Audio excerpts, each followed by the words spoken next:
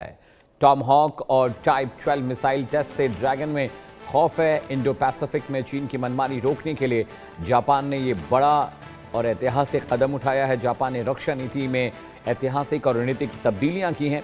लंबी दूरी की मिसाइलों से चीन के नौसैनिक अड्डे रेंज में हैं और क्वाड की सैन्य ताकत भी लगातार बढ़ रही है। चीन की घेरेबंदी भी बहुत मजबूत हो रही है। इस वक्त की बड़ी खबर आपको बता दें, इंडो पैसिफिक के इलाके में वैश्विक रक्षा मोर्चे पर इस वक्त की बड़ी खबर आपसे साझा कर रहा हूं मैं। भारत के सबसे भरोसेमंद और करीबी दोस्त जापान ने भी अपनी रक्षा नीति, अपनी डिफेंस जो स्ट्रैटेजीज है उसमें तब्दीलियां की हैं। टॉम हॉक और टाइप 12 जैसी घातक लॉन्ग रेंज मिसाइलों का सफल परीक्षण जापान ने किया है। इस कदम से हिंद प्रशांत क्षेत्र में चीन की दादागिरी और विस्तारवादी जो चालबाजियां हैं उन पर लगाम जरूर लगेगी। यूके देवनाथ ग्रुप कैप्टन मेरे साथ जुड़ रहे हैं इस खबर पर ज़्यादा जानकारी के लिए। बहुत बहुत स्वागत है सर, जय हिंद।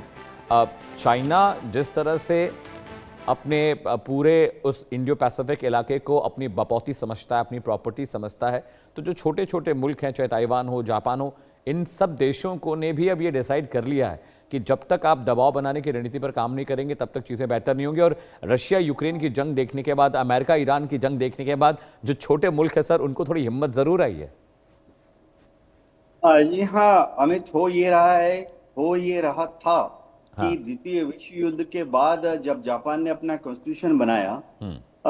तो उसने कॉन्स्टिट्यूशन में लिख दिया कि वो अपनी फौज को हमेशा डिफेंसिव फौज रखेगा, और कभी भी ऑफेंसिव फौज नहीं बनाएगा। यानी वह जो आर्मी नेवी एयरफोर्स का गठन करेगा भविष्य में जापान, वो सिर्फ जापान को बचाने के लिए होगी। जापान कभी भी दूसरे देश पर हमला नहीं करेगा। लेकिन पिछले एक दशक से अमेरिका लगातार जापान के ऊपर दबाव डाल रहा है कि जापान भी अपनी आर्मी नेवी एयरफोर्स को ऑफेंसिव रोल के लिए, यानी हमला करने के लिए तैयार बनाए। यानी जापान जो है अपना जो डिफेंस बजट है उसको बढ़ाए। होता ये अमित है कि अगर किसी देश को अपने को सिर्फ डिफेंड करना है तो उनका डिफेंस बजट अगर 1, 2, 3% है तो चल जाता है। लेकिन अगर किसी देश को आक्रामक रुख अख्तियार करना है तो फिर डिफेंस बजट बढ़ाना पड़ता है। डिफेंस बजट को 3%, 4% जीडीपी का करना पड़ता है। अब अमेरिका ने जो जापान के ऊपर ये दबाव डाला है, इसके बहुत बड़े कारण कुछ ऐसे हैं कि अभी जापान में जो पॉलिटिकल पार्टीज हैं वो सोच रही हैं कि भविष्य में सेनकाकू आइलैंड को लेकर चीन के साथ तनातनी हो सकती है। दूसरी बात है कि अमेरिका ने भी ये इंडिकेशन देखी दी है कि अमेरिका जो इतना बड़ा एयरबेस और नेवल बेस जापान के ओकिनावा में चलाता है, उसके रखरखाव के लिए जापान भी अपने डिफेंस बजट से कंट्रीब्यूट करे। तो इन मिसाइलों को बनाने के बाद जापान करेगा क्या? जाहिर बात है, जापान का उस इलाके में एकमात्र ऐसा देश है जिसके साथ टेंशन है, चाइना। नॉर्थ कोरिया के साथ भी जापान के टेंशन है। तो जापान क्या वाकई इन हथियारों का इस्तेमाल चीन की मेन भूमि या नॉर्थ कोरिया के खिलाफ कर सकता है? वो एक मिलिट्री सवाल है, क्योंकि जहां तक मिसाइल टेक्नोलॉजी का सवाल है, नॉर्थ कोरिया जापान से बहुत आगे है, और चीन तो जापान के मुकाबले मिसाइल टेक्नोलॉजी में बहुत आगे है। जी अमित। बिल्कुल, मेरे साथ आलोक सहाय भी बने हुए हैं। आलोक सर, अ, अब जो जंग है वो उसकी स्ट्रैटेजी डिफरेंट हो चुकी है। आपको भारी भरकम हथियार या आईसीबीएम्स लेकर लड़ने की ज़रूरत नहीं है। आप स्ट्रैटेजी प्लान करिए, आप छोटे ड्रोन्स का इस्तेमाल करिए, आप छोटी छोटी फ्रिगेट्स का इस्तेमाल करिए, आप लड़ाई लड़ सकते हैं। ईरान ने बहुत सारे देशों को सर कम से कम जंग लड़ने की एक नई सलीके और तरीके को सिखा तो दिया ही है। में जी इसमें कोई शक नहीं है कि यूक्रेन युद्ध भी जो इधर एक साल में जो नया रूप ले रहा है, कुछ महीनों से बल्कि मैं कहूंगा, और ईरान का युद्ध, ये दोनों युद्ध विश्व के लिए एक आईना है कि हमें अब आगे की लड़ाई के लिए कैसे तैयारी करनी चाहिए। और खास करके ईरान ने यह बता दिया है कि आप अपने सामरिक जितने भी आपके समर्थ हैं, आपके जितने भी अस्त्र शस्त्र हैं, उसकी सुरक्षा अगर आप अच्छी तरह से कर पाते हैं, पहले से प्लानिंग करके, अंडरग्राउंड लोकेशंस बना करके, तब आप युद्ध में लंबे समय तक टिके रह पाएंगे। और आपकी जो मिसाइल क्षमता है, मिसाइल की जो मारक क्षमता है, उसका स्टॉक पाइल आपके पास काफी ज्यादा होना चाहिए। आपके पास काफी प्रभावी आक्रामक ड्रोन्स होने चाहिए। तभी आप बिना दुश्मन के एरिया में अपने फाइटर जहाज भेजे हुए बिना दुश्मन के यहाँ अपने सैनिक भेजे हुए आप किसी भी दुश्मन को, दूर बैठे हुए दुश्मन को आप तबाह कर सकते हो और महीनों तक तबाह कर सकते हो। ये एक शिक्षा मिली है पूरे विश्व को ईरान युद्ध से, और इसमें कोई शक नहीं है। आप देखिए, हर एक देश अब ड्रोन टेक्नोलॉजी पर रिसर्च कर रहा है, तरह तरह के ड्रोन टेक्नोलॉजी बना रहा है, तरह तरह के एयर डिफेंस पर आधुनिक रिसर्च हो रहे हैं कि कैसे हम जो मल्टीपल मिसाइल्स अटैक होते हैं, क्लस्टर मिसाइल्स अटैक होते हैं, उससे कैसे हम निपटे। आप देखिए, लेजर टेक्नोलॉजी डेवलप करके लगाई जा रही है कि कैसे हम कम दामों के हथियारों से जो इंटरसेप्टर, जो बड़े बड़े महंगे इंटरसेप्टर्स हैं, थार्ड पैट्रियट, इस तरह के जो मिसाइल्स है, उसके बदले हम सस्ते तरीके निकालें इन मिसाइल्स और ड्रोन्स को रोकने के लिए।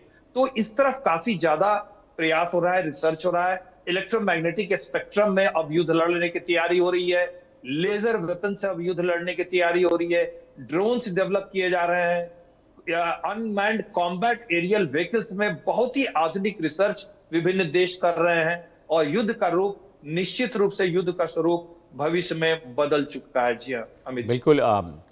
ग्रुप कैप्टन यूके देवनाथ भी मेरे साथ है। कैप्टन साहब, एक और अहम बात यह है कि कभी कभी जैसे यूक्रेन रशिया से लड़ रहा है, ईरान अमेरिका से लड़ रहा है, और जापान ताइवान जैसे जो देश हैं वो चाइना को आंखें दिखाते हैं, लेकिन जो वॉर स्ट्रैटेजीज हैं, नंबर्स को देखिए, आप इन्फो डेटास को स्टडी करें तो लगता है ये बच्चे हैं। अब चाइना के सामने ताइवान और जापान की हैसियत क्या है, ईरान की हैसियत अमेरिका के सामने क्या है, रशिया के सामने यूक्रेन की हैसियत क्या है, लेकिन उसके बावजूद ये सब देश लड़ रहे हैं, जंग में डटे हुए हैं। जी हाँ अमित जी, ये समझना पड़ेगा कि युद्ध में जो कमजोर मुल्क है, जरूरी नहीं है कि वो हमेशा हार जाए, तबाह हो जाए। हर कमजोर मुल्क की अपनी कुछ अंदरूनी विशेष प्रॉपर्टीज होती हैं जिसकी वजह से वो युद्ध में लंबे समय तक टिका रह सकता है। ईरान क्लासिक एग्जाम्पल है, यूक्रेन क्लासिक एग्जाम्पल है। असल में हम अगर याद करें तो गजा में हमास क्लासिक एग्जाम्पल है कि गजा पूरा मटियामेट कर दिया गया है, लेकिन अभी तक उन्होंने सरेंडर नहीं किया है। 20 लाख की आबादी है गजा की, और उसमें 72,000 लोगों को मार दिया गया है, तो लेकिन उन्होंने सरेंडर नहीं किया। तो इसमें किसी भी युद्ध लड़ते वक्त मनोबल, यानी क्या टोटल नेशनल पावर जो हम कैलकुलेट करते हैं, उसमें देश के लोगों का मनोबल कैसा है। दुनिया में काफी सारे देश ऐसे हैं जो कि शुरुआती दौर में ही घुटने टेक देते हैं। क्लासिक एग्जांपल अभी रिसेंटली वेनेजुएला का है कि अमेरिका ने एक एयरक्राफ्ट कैरियर भेजा, वो वहां 3 महीने तक डिप्लॉयड रहा, और उसके बाद वेनेजुएला में अंदरूनी हालत ऐसी हो गई कि राष्ट्रपति के खिलाफ वाइस प्रेसिडेंट दगाबाज निकली, डिफेंस मिनिस्टर जो हैं वो अमेरिका के साथ मिल गए, उनके जो जनरल्स हैं वो अमेरिका ने खरीद लिए। तो वेनेजुएला जो है दूसरे एक्सट्रीम में है, जहां प्रेसिडेंट को उठा के ले गए और एक भी शॉट किसी ने नहीं फायर किया, और वरन उसके बाद से वाइस प्रेसिडेंट और डिफेंस मिनिस्टर जो हैं वो तो अब वेनेजुएला को अमेरिका को बेच रहे हैं। तो किसी भी देश में युद्ध करते वक्त आम जो आवाम होती है, जनता होती है, उनकी मनोभावना बहुत इंपॉर्टेंट होती है। जापान देख लीजिए, जापान के ऊपर अमेरिका ने फाइनली एटम बॉम्ब गिराकर उनको बाध्य किया सरेंडर के लिए। द्वितीय विश्व युद्ध होता रहा, जापान सरेंडर नहीं करेगा, युद्ध और लंबा चढ़ा। अमेरिका ने जापान के ऊपर स्ट्रेटेजिक बॉम्बिंग की, अमेरिका ने जापान के हर शहरों पर कन्वेंशनल हैवी बॉम्बर्स, उस वक्त जो स्ट्रेटेजिक बॉम्बर्स थे उनसे बॉम्बिंग की, लेकिन जापान ने घुटने नहीं टेके। फाइनली अमेरिका को मजबूर होकर न्यूक्लियर बॉम्ब फेंकना पड़ा। तो ये देश की प्रवृत्ति होती है। हम कुछ दूसरे देशों के बारे में बात कर सकते हैं जहां जब दुश्मन आया हमला करने, तो देश के अंदर ही कुछ लोगों ने दुश्मन के साथ मिलकर दुश्मन को पैसे दिए लड़ने के लिए। कई देश ऐसे हैं जहां जब दुश्मन लड़ने के लिए आया तो देश के अंदर ही कुछ लोगों ने दुश्मन के साथ व्यापार करते हुए अपने को और ज्यादा अमीर बनाया। तो हर तरह की मनोभावना होती है युद्ध के दौरान। जी बिल्कुल। आलोक सर, मैं आपके पास आ रहा हूँ। सर, क्या ये वक्त आ गया है कि एक बड़े मुल्क से जंग के लिए कई सारे छोटे मुल्क एक हो जाएं? अब जैसे एशिया की बात करें तो चाइना सबके लिए ख़तरा, तो छोटे देश जो हैं समंदर के किनारे जो रह रहे हैं वो सारे मिलकर एक हो जाएं, मिडिल ईस्ट में ईरान के ख़िलाफ़ सारे एक हो जाएं, या अमेरिका के ख़िलाफ़ जो क्यूबन कंट्रीज़ हैं, लैटिन अमेरिकी कंट्रीज़ हैं, वो एक हो जाएं। क्या ये सिचुएशन आने वाले सालों में आपको लगता है हो सकती है क्या? अमित जी, देखिए, ये बड़ा स्वाभाविक है कि अगर एक क्षेत्र में एक कोई बड़ा देश बड़ा खतरा बन के उभरता है, तो जो जो छोटे छोटे देश होते हैं वो आपस में संगठन बनाने लगते हैं कि कैसे अपना बचाव करें।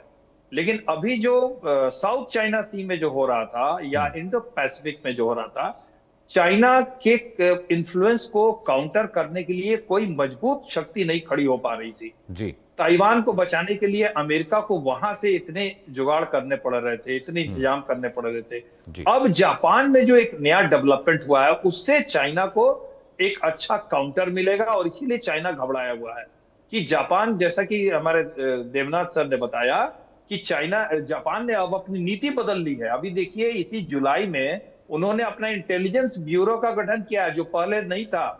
1940 के आसपास में जो आक्रामक रुख जापान का देखा गया था, जो चीन के एक बड़े भूभाग पर जापान ने कब्जा कर लिया था, उसमें उनके इंटेलिजेंस जो संस्था थी उसका बहुत बड़ा हाथ था। वो बड़े क्रूर रूप उनका द्वितीय विश्व युद्ध में देखा गया है विश्व के द्वारा। तो जापान ने फिर से अपने इंटेलिजेंस ब्यूरो की स्थापना की है पिछले ही महीने में। तो इससे भी चीन के कान खड़े हो गए हैं। आप देखिए, अगर वॉर टेक्नोलॉजी में जापान बहुत आगे है, और अगर जापान रक्षा के क्षेत्र में अपना टेक्नोलॉजिकल डेवलपमेंट करना शुरू करेगा, तो बहुत जल्दी ही वो चाइना के खिलाफ एक बड़ी शक्ति के रूप में साउथ चाइना सी में खड़ा हो जाएगा और सभी देशों का एक सहारा बनेगा। आप देखिए, वो 6th जनरेशन फाइटर पर रिसर्च कर रहा है, जिस तरह के मिसाइल टेक्नोलॉजी वो डेवलप कर रहा है, जिस तरह के रडार टेक्नोलॉजी उसने डेवलप करने शुरू कर दिया है, उसने तुरंत अपनी रक्षा बजट में बढ़ोतरी कर दी है। ये चाइना के लिए खतरा बन रहा है, और अमेरिका के लिए, और साउथ चाइना सी में जो छोटे छोटे देश हैं, वियतनाम है, इंडोनेशिया है, वो ताइवान है, इनके लिए एक राहत की बात है। जी हाँ अमित जी। बिल्कुल। यूके देवनाथ साहब भी मेरे साथ बने हुए हैं। सर, अभी अगर हम वेपन कैपेबिलिटीज़ की बात करें, वॉर कैपेबिलिटीज़ की बात करें, जो जो छोटे देश हैं वो भी इनोवेशन में लगे हुए हैं। हालांकि चाइना, अमेरिका, रशिया, फ्रांस जैसे बड़े प्लेयर्स ज़रूर डिफेंस मार्केट में हैं, लेकिन अब भारत का भी जो इंडिजिनस डिफेंस मार्केट है वो ग्रो कर रहा है। वैसे भी जो छोटे देश हैं दुनिया के, बाकी खितों के दुनिया के, वो भी अपनी डिफेंस टेक्नोलॉजी पर काम कर रहे हैं, अपने डिफेंस एडवांसमेंट पर लगातार वो भी एक्सपेरिमेंट कर ही रहे हैं। सर, जी हाँ अमित जी, हो क्या रहा है कि जैसे ड्रोन है, ड्रोन के लिए टेक्नोलॉजी भी आसानी से मिल जाती है। ड्रोन के स्पेयर पार्ट्स भी इंटरनेशनल मार्केट में आसानी से मिल जाते हैं। अगर आप घर में ही एक ड्रोन बनाना चाहें अपने घर के गैराज में, बहुत आसान है, क्योंकि ये सारे कॉट्स आइटम हैं, कमर्शियली ऑफ द शेल्फ मिल जाते हैं। अगर आप एक सूटकेस ला के हांगकांग, टोक्यो, अबू धाबी और दिल्ली की या बॉम्बे के किसी सुपरमार्केट में चले जाएंगे, आपको ड्रोन के सारे कंपोनेंट वहां मिल जाएंगे। इसी तरह से क्रूज मिसाइल बनाना तो अब अमेरिका में स्कूल के बच्चे प्रोजेक्ट में बना रहे हैं, क्योंकि उसका जो विंग बॉडी कॉम्बिनेशन है वो आसानी से प्रिंट हो जाता है, कॉलेज के प्रिंटर में ही प्रिंट हो जाता है। उसके जो इंजन है वो तो आजकल टॉयज में लगे होते हैं। आजकल तो बच्चे खिलौने में जो रिमोटली ऑपरेटेड एयरक्राफ्ट होते हैं उसमें ही ऐसे जेट इंजन लगे होते हैं, क्योंकि खिलौने के इंजन हैं, तो उनको इजीली आप अडॉप्ट कर सकते हैं, जुगाड़ लगा सकते हैं और एक क्रूज मिसाइल बना सकते हैं। जीपीएस गाइडेंस तो इतना सरल हो गया है, हम आप और हमारे बच्चे इजीली जीपीएस का इस्तेमाल करते हैं, और उसको मैरी करना विद टारगेट इंफॉर्मेशन बहुत ही आसान है। जीपीएस में अगर आप देखें, वो हमें और आपको ही बता देता है कि रूट टू हरिद्वार ऐसा है, रूट टू इंडिया गेट ऐसा है।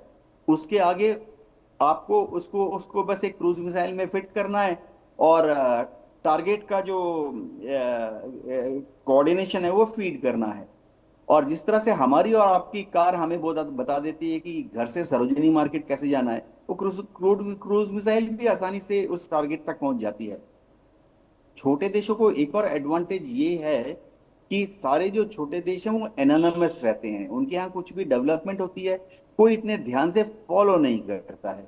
एग्जाम्पल दे देता हूँ, जैसे भारत या चीन या अब जापान अगर कुछ कर रहे हैं तो दुनिया भर की जितनी इंटेलिजेंस एजेंसीज हो, मोसाद, सीआईए, केजीबी, भारत की हमारी आईबी, रॉ, सब ध्यान से देखती है क्या हो रहा है। लेकिन अगर छोटा सा एक देश है, वो छोटा सा कुछ वेपन सिस्टम डिप्लॉय कर रहा है तो कोई नहीं देखता। देखिए, ड्रोन थोड़ा गेम चेंजर है। अगर हम 2018 की याद करें, पहली बार ड्रोन का इस्तेमाल बड़ी तादाद में हुआ नगोर्नो काराबाख के युद्ध में। इस तरफ आर्मेनिया, उस तरफ अजरबैजान। और पहली बार दुनिया भर के मिलिट्री स्ट्रेटेजिस्ट ने देखा कि ड्रोन का इस्तेमाल, ड्रोन सस्ते होते हैं, इजीली अवेलेबल हो जाते हैं, आप खरीद लीजिए जी। Readymade drone. भारत में तो आप कहीं पे भी जाएंगे, शादी के मौसम में ड्रोन चल रहा है। वो अगर एक टीवी के कैमरे को लेके उड़ सकता है तो उस टीवी का कैमरा उससे डिसमाउंट कर दीजिए, उस वहां पर आप 3 किलो का एक बॉम्ब फिट कर सकते हैं। बिल्कुल सर, बहुत तो शुक्रिया। एफओबी। जी, जी। कैप्टन साहब बहुत शुक्रिया, आलोक सर आपका भी बहुत बहुत शुक्रिया। दर्शकों, वक्त एक ब्रेक का है, लेकिन देश और दुनिया की तमाम बड़ी खबरों को हम लगातार ट्रैक कर रहे हैं। जल्द लौट रहे हैं।